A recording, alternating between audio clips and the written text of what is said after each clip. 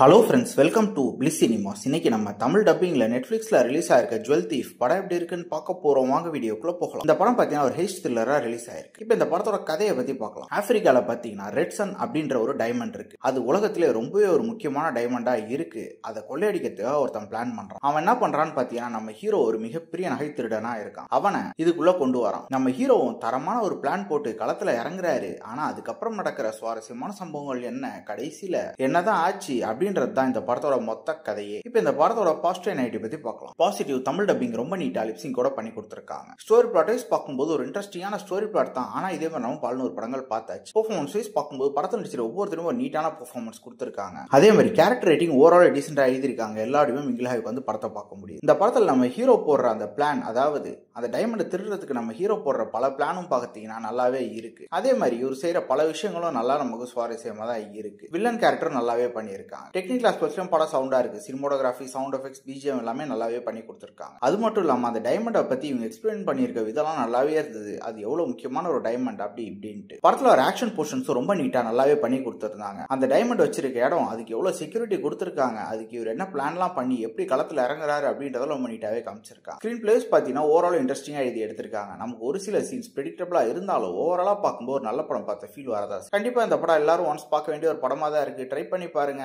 படத்துல kissing scenes அப்படி இப்படின்னு கொஞ்சம் சீன்ஸ் இருக்கு. ஸோ ஃபேமிலியோட பார்க்கலாமா நம்ம நீங்க டிசைட் பண்ணிக்கோங்க. இன்னொரு வீடியோல சந்திக்கலாம். தேங்க்யூ.